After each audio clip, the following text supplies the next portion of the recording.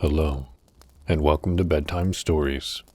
My name is Frank Padour, and I'll be reading to you a Grimm Brothers fairy tale entitled The Legend of St. Joseph in the Forest.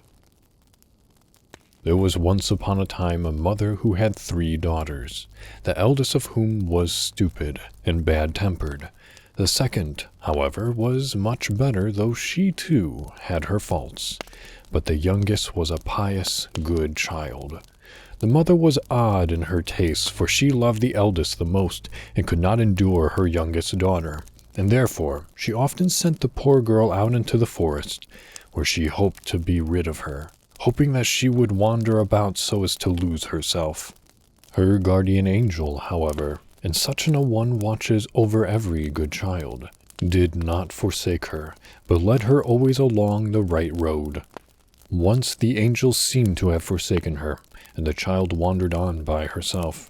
She walked on till evening, and then saw a light burning in the distance. She went up to it, and found a little cottage, and knocking at the door it opened, and she came to a second door, where she knocked again. An old man with a snow-white beard and a venerable countenance opened it, and he was no other than St. Joseph. In a friendly voice he said, "Come in, dear child, sit down on my stool by the fire, and warm yourself. I will fetch you some clear water if you are thirsty, but I have nothing for you to eat but a couple of roots, and those you must scrape and cook for yourself." With these words, St. Joseph handed her the roots, and, carefully peeling them, she took up a small saucepan and put them in. Then she added to them some water and the bread which her mother had given her, and put them over the fire till they were boiled down to a soup. When it was done, St. Joseph said, "I am so hungry. Give me some of your broth to eat." This the girl very willingly did, and gave him more than she took for herself.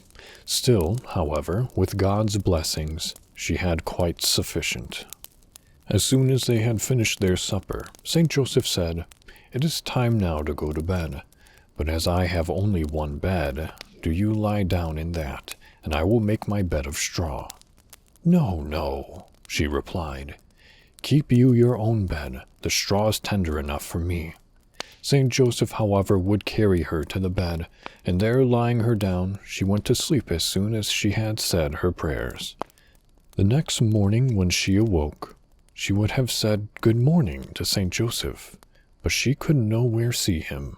She arose and looked for him, but she could not find him in any corner, and while she searched, she perceived hanging behind the door a sack full of money, on which it was written that it was for the maiden who had slept there that night.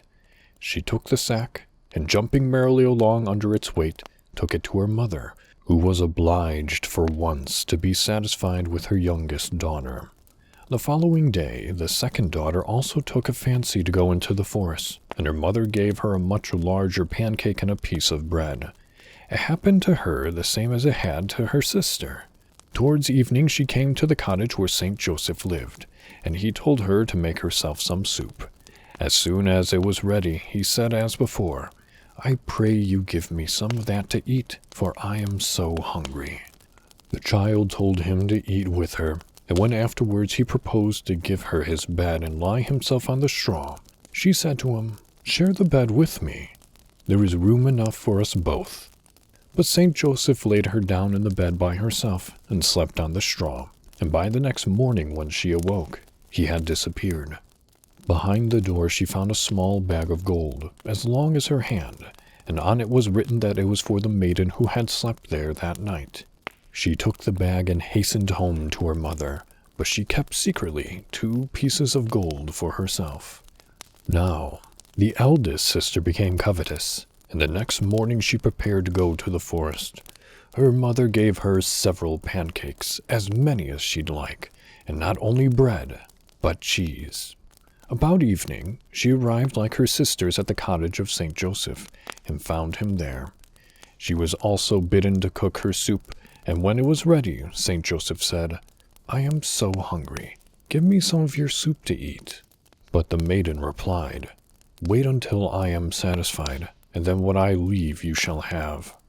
So she went on eating till she had nearly finished, and St. Joseph had only the scrapings of the basin.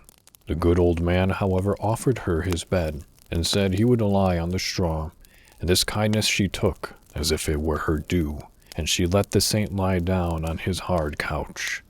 The next morning, when she awoke, he had disappeared, but she cared nothing about that, and thought only of the bag of gold, which she expected to find behind the door. She certainly did see something lying there, but because she could not exactly tell what it was, she bent herself down so that her nose touched it.